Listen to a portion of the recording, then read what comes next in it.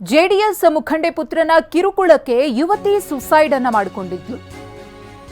ಈ ಪ್ರಕರಣ ಆಗಿ 4 ದಿನ ಕಳೆದರೂ ಕೂಡ ಆರೋಪಿಯನ್ನ ಇನ್ನೂ ಬಂಧಿಸಿಲ್ಲ.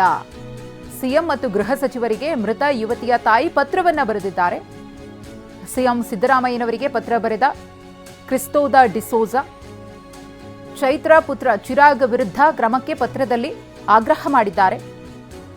ಜನವರಿ 9ರಂದು ಆತ್ಮಹತ್ಯೆಯನ್ನ ಮಾಡಿಕೊಂಡಿದ್ದ ರಿಶಾಲಾ ಡಿಸೋಜಾ ಕಾರವಾರ ತಾಲೂಕಿನ ಕದ್ರಾ ಗ್ರಾಮದಲ್ಲಿ ನಡೆದಿದ್ದಂತಹ ಘಟನೆ. ಜೆಡಿಎಸ್ ಮುಖಂಡೆ ಚೈತ್ರ ಪುತ್ರನ ವಿರುದ್ಧ ಗಂಭೀರ ಆರೋಪವನ್ನು ಮಾಡಿದ್ರು. ಕೋಠಾರಕರ ಪುತ್ರ ಚಿರಾಗ್ ಜನವರಿ 10ರಂದು ಕೇಸ್ ದಾಖಲಾದಾಗಿನಿಂದಲೂ ಕೂಡ ನಾಪತ್ತೆಯಾಗಿದ್ದಾನೆ. ಕದ್ರಾ ಠಾಣೆಯಲ್ಲಿ ಕೇಸ್ ದಾಖಲಿಸಿದ್ದ ಕ್ರಿಸ್ತೋದ ಡಿಸೋಜಾ ಮಗಳಿಗೆ ಕಿರುಕುಳವನ್ನ ಕೊಟ್ಟಿದ್ದಾರೆ, ಅತ್ಯಾಚಾರವನ್ನ ಮಾಡಿ ದೈಹಿಕವಾಗಿ ಆಕೆಯನ್ನ ಹಿಂಸಿಸಿದ್ದಾರೆ ಅಂತ ಹೇಳಿ ಆರೋಪಿ ಚಿರಾಗ್ ವಿರುದ್ಧ ಆಕ್ರೋಶವನ್ನ ವ್ಯಕ್ತಪಡಿಸಿದ್ರು.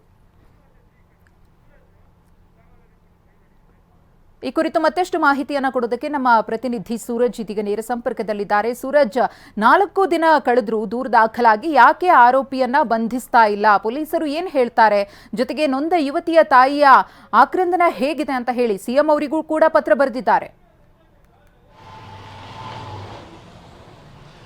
ಖಂಡಿತ ಮಧುಶ್ರೀ, ಏನಂದರೆ ಉತ್ತರ ಕನ್ನಡ ಜಿಲ್ಲೆಯ ಕಾರವಾರ ತಾಲೂಕಿನ ಕದ್ರಾ ಗ್ರಾಮದಲ್ಲಿರುವಂತಹ KPCL ಕಾಲನಿಯಲ್ಲಿರುವಂತಹ ನಿವಾಸಿ ರಿಶೋಲಾ ಅವರು ಜನವರಿ 9ರಂದು ಮಧ್ಯಾಹ್ನ 2 ಗಂಟೆಗೆ ಆತ್ಮಹತ್ಯೆ ಮಾಡಿಕೊಳ್ತಾರೆ. ಆತ್ಮಹತ್ಯೆ ಮಾಡಿಕೊಂಡ ಬಳಿಕ ಜನವರಿ 10ರಂದು ಬೆಳಿಗ್ಗೆ ಕದ್ರಾ ಪೊಲೀಸ್ ಠಾಣೆಯಲ್ಲಿ ಅವರ ತಂದೆ ದೂರನ್ನು ದಾಖಲಿಸ್ತಾರೆ. ಅದರಲ್ಲಿ ಪ್ರಮುಖವಾಗಿ ಕಾರವಾರದ JDS ಮುಖಂಡೆ ಚೈತ್ರ ಕೋಟಾರ್ಕರ್ ಮಗ ಚಿರಾಗ್ನೇ ನನ್ನ ಮಗಳ ಆತ್ಮಹತ್ಯೆಗೆ ಕಾರಣ ಅಂತಲೂ ಸಹಿತ ಅವರು ನೇರವಾಗಿ ಆರೋಪವನ್ನು ಸಹಿತ ಮಾಡ್ತಾರೆ. ಆದರೆ ಆರೋಪ ಮಾಡಿದ ಬಳಿಕ ಇವತ್ತಿನವರೆಗೂ ಒಂದು 4 ದಿನ ಕಳೆದರೂ ಸಹಿತ ಇದುವರೆಗೂ ಆರೋಪಿಯನ್ನು ಬಂಧಿಸುವುದು ಅಥವಾ ಆರೋಪಿಯನ್ನು ವಶಕ್ಕೆ ಪಡೆದು ಅವರನ್ನು ವಿಚಾರಣೆ ಮಾಡುವುದು ಸಹಿತ ಇದುವರೆಗೂ ಪೊಲೀಸರು ಮಾಡಿಲ್ಲ. ಈ ವಿಚಾರವಾಗಿ ಈಗಾಗಲೇ ಮೃತಳ ತಂದೆ ಮತ್ತು ತಾಯಿ ಈಗಾಗಲೇ SP ಅವರಿಗೆ ಮತ್ತು CM ಮತ್ತು ಗೃಹ ಸಚಿವರಿಗೂ ಸಹಿತ ಪತ್ರವನ್ನು ಬರೆದಿದ್ದಾರೆ.